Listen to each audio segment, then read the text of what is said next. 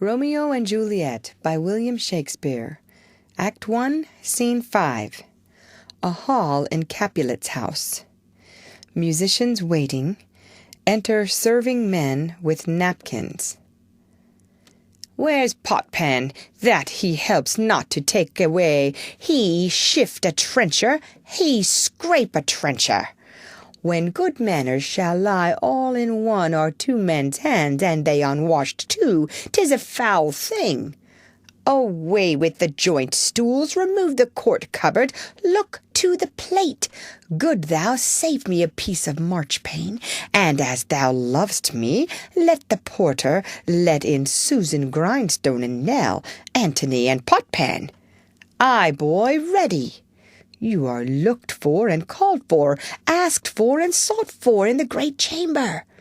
We cannot be here and there too. Cheerly, boys, be brisk a while, and the longer liver take all." Enter Capulet with Juliet and others of his house, meeting the guests and maskers. "Welcome, gentlemen. Ladies that have their toes unplagued with corns will have a bout with you. Aha, my mistresses! Which of you all will now deny to dance? She that makes dainty, she, I'll swear, hath corns. Am I come near ye now? Welcome, gentlemen. I have seen the day that I have worn a visor, and could tell a whispering tale in a fair lady's ear, such as would please. 'Tis gone, 'tis gone, 'tis gone. You are welcome, gentlemen. Come, musicians, play. A hall, give room, and foot it, girls." Music plays, and they dance. "More light, you knaves, and turn the tables up, and quench the fire, the room is grown too hot. Ah, sirrah, this unlooked-for sport comes well. Nay, sit, good cousin Capulet, for you and I are past our dancing days. How long is it now since last yourself and I were in a mask?"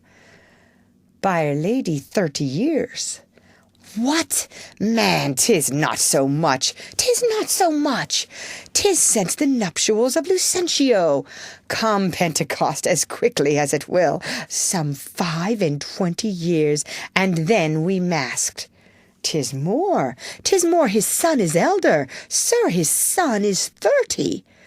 Will you tell me that? His son was but a ward 2 years ago." To a serving man. "What lady is that which doth enrich the hand of yonder knight?" "I know not, sir." "Oh, she doth teach the torches to burn bright. It seems she hangs upon the cheek of night, like a rich jewel in an Ethiop's ear. Beauty too rich for use, for earth too dear. So shows a snowy dove, trooping with crows, as yonder lady o'er her fellows shows. The measure done, I'll watch her place of stand, and touching hers, make blessed my rude hand. Did my heart love till now? Forswear its sight, for I ne'er saw true beauty till this night." This, by his voice, should be a Montague. "Fetch me my rapier, boy. What dares the slave come hither, covered with an antic face, to fleer and scorn at our solemnity? Now, by the stock and honour of my kin, to strike him dead, I hold it not a sin." "Why, how now, kinsman? Wherefore storm you so?" "Uncle, this is a Montague, our foe, a villain that is hither come in spite, to scorn at our solemnity this night." "Young Romeo, is it?" "'Tis he, that villain Romeo." "Content thee, gentle coz, let him alone. He bears him like a portly gentleman, and, to say truth, Verona brags of him, to be a virtuous and well-governed youth. I would not for the wealth of all the town here in my house do him disparagement. Therefore be patient, take no note of him.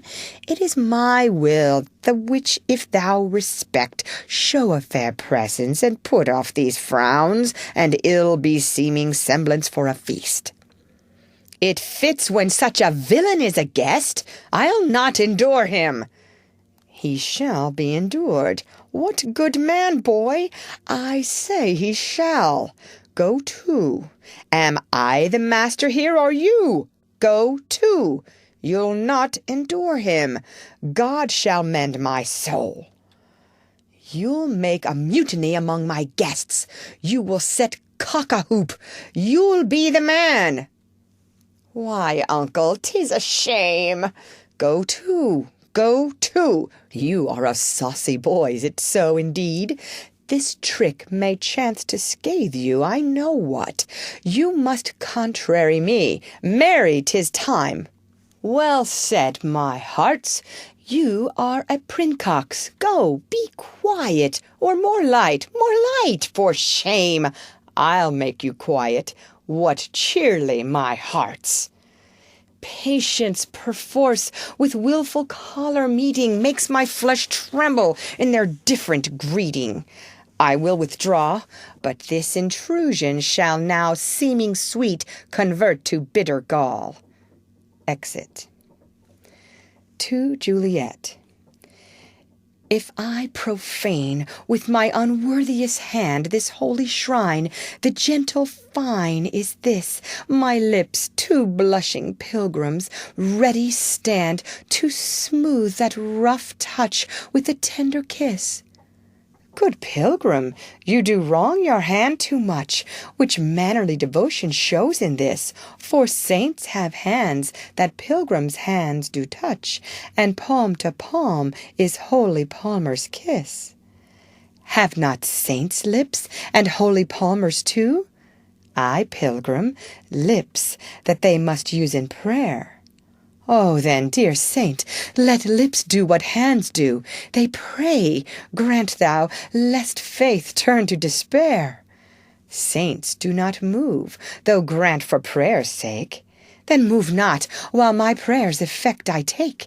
Thus from my lips by yours my sin is purged. Then have my lips the sin that they have took. Sin from thy lips? O trespass sweetly urged, give me my sin again. You kiss by the book. Madame, your mother craves a word with you. What is her mother? Mary Bachelor, her mother is the lady of the house, and a good lady, and a wise and virtuous. I nursed her daughter, that you talked withal, I tell you. He that can lay hold o' her shall have the chinks. Is she a Capulet?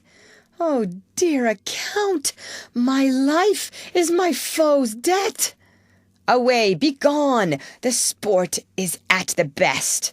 Ay, so I fear, the more is my unrest. Nay, gentlemen, prepare not to be gone. We have a trifling foolish banquet towards. Is it e'en so? Why, then, I thank you all. I thank you, honest gentlemen, good night. More torches here. Come on, then, let's to bed. Ah, sirrah, by my fay, it waxes late. I'll to my rest. Exit all but Juliet and nurse. Come hither, nurse. What is yon gentleman? The son and heir of old Tiberio. What's he that now is going out of door? Marry, that, I think, be young Petruchio. What's he that follows there, that would not dance? I know not. Go ask his name, if he be married.